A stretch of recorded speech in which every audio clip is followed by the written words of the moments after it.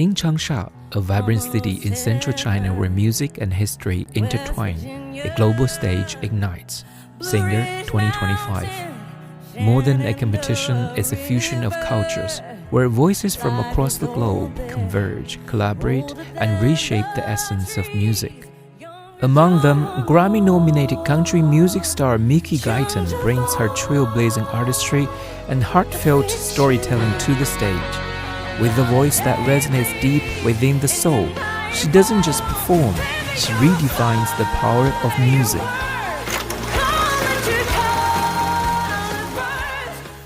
Thank you so much for coming to China and sharing your extraordinary voice with the Chinese and global audience.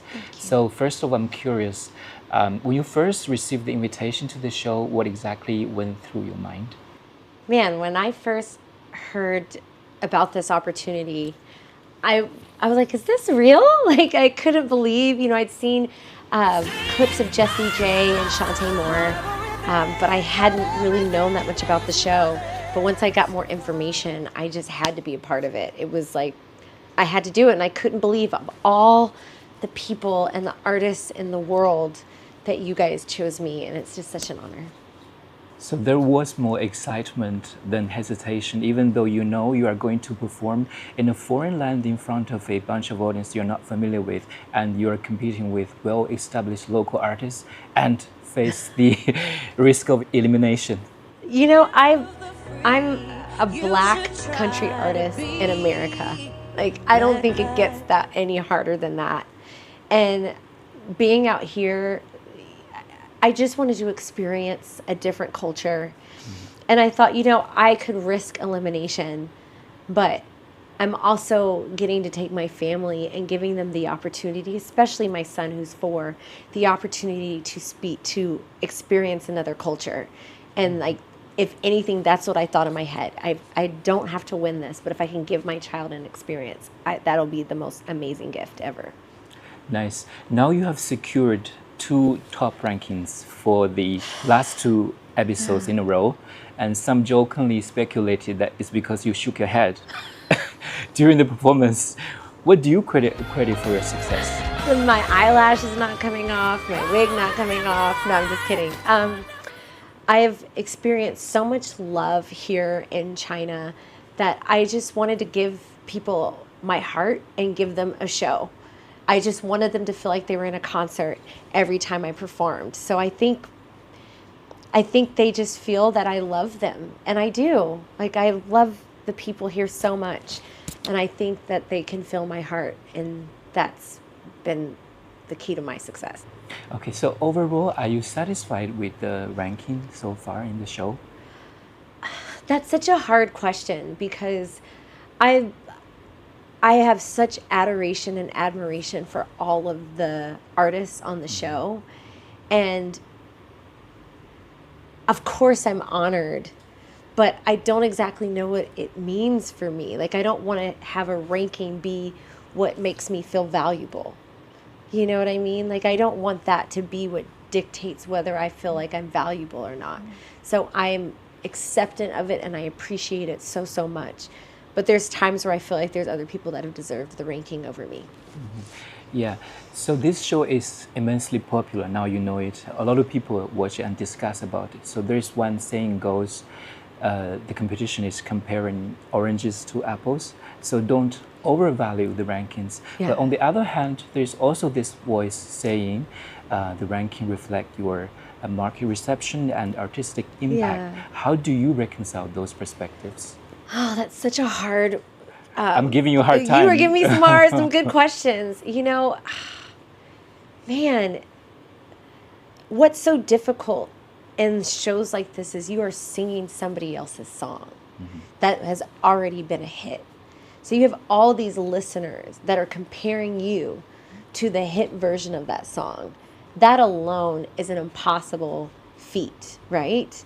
And if artists and the listeners who seem very dedicated to the show are listening to you, and if they do find you exciting, like, that is a big deal.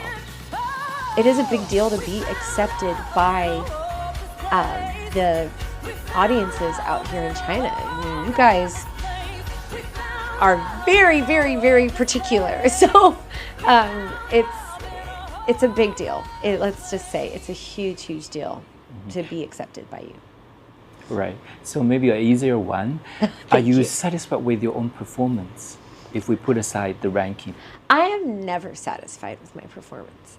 I've got to be honest. I'm a very, very insecure singer. I'm a very insecure person. The things that I say to myself on a daily basis are pretty unhealthy. And being a part of this show has just been really healing for me, because it's helped me put that voice in my head that are saying these horrible things to myself to the side and just accepting what is given to me. And I think that's my final answer, is I'm never satisfied. I'm never satisfied. You're really pushing yourself so hard. Yeah.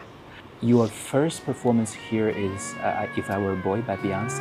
Yeah. If I were a boy. Is there any particular message that you want to deliver with that choice?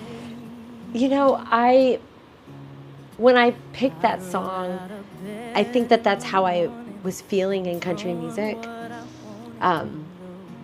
Like if I were a boy, maybe I would be more accepted and more loved.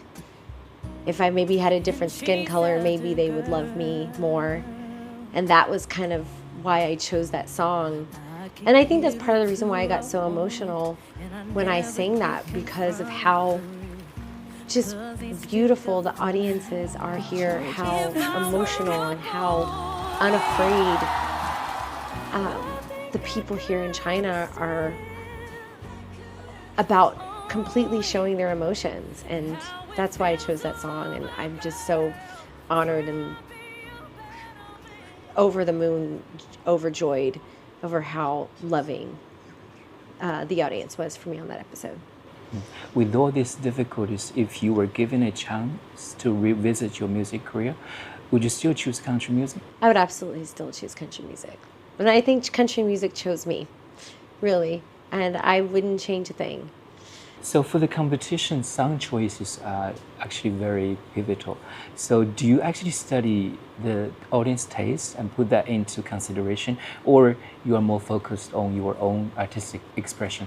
I think I do both. I definitely went online and was like, what do audiences in China like? Like, what is like the type of music that they like? And it ranges from so many things, and it feels like an impossible, there's billions of songs out there in the world, you know? And so I had to like do both. Like, what do audiences connect with, but also what can I sing? Like, whatever I sing, I have to believe it. If I don't believe it, you're not going to believe it. So that's also my determining factor, is if I believe in it. Also, this show heavily relies on music production. I know all the Chinese artists, it's easy for them to find a local team and they can lean on, but as an international participant I'm all alone. who are assisting with all this technical preparation. Yeah.